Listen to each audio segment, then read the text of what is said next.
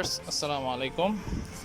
আজকের ভিডিওতে আমরা দেখব কিভাবে ইসলামী ব্যাংকের সেলফিন অ্যাকাউন্ট থেকে অথবা ইসলামী ব্যাংকের অ্যাকাউন্ট থেকে সেলফিন অ্যাকাউন্টের সাহায্যে আমরা খুব সহজেই নগদে মানি ট্রান্সফার করতে পারি।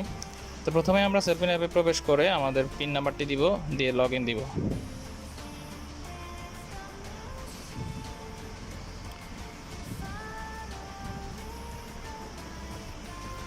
কখনো একটু সময় লাগবে, কখনো সাথে সাথে চলে আসবে। তো অ্যাপের মধ্যে ঢোকার পর এরপর আমরা অ্যাড মানির পাশে যে অপশনটি আছে ফান্ড ট্রান্সফার, এটিতে ঢুকবো।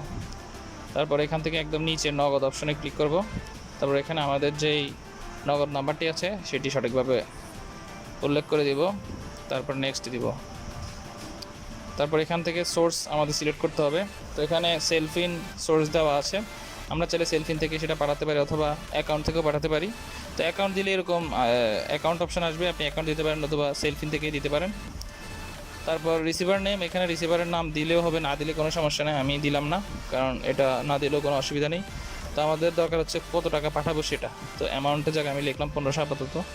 নোটের জায়গায় নোট দিতে পারেন, না দিলেও সমস্যা নেই। এরপর সেলফিনের পিন দিয়ে সাবমিট। তারপর এখানে একবার দেখে নেবেন, দেখে কনফার্ম দিবেন। দেখেন এখানে ফি 0 টাকা, অর্থাৎ কোনো টাকা খরচ হচ্ছে না আমাদের।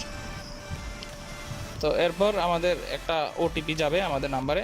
তো ওটিপিটা আমরা এখান থেকে দেখে দিতে হবে, অথবা এইভাবে আসলে অ্যালাউ দিয়ে দিব, দিয়ে কনফার্ম।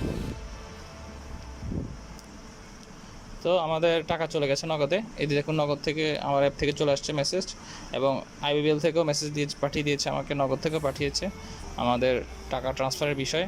তো এইভাবে আমরা দেখে শিওরে যেতে পারবো যে আমাদের টাকাটা সঠিকভাবে গিয়েছে। তো এইভাবে আপনারা খুব সহজেই আপনাদের টাকা ইসলামী ব্যাংকের সেলফিন অ্যাকাউন্ট থেকে পাঠাতে পারবেন একদম ইজিলি। এটা 1 মিনিটের কাজ। তো এই যে দেখুন আমার এখানে মেসেজ চলে এসেছে। এইভাবে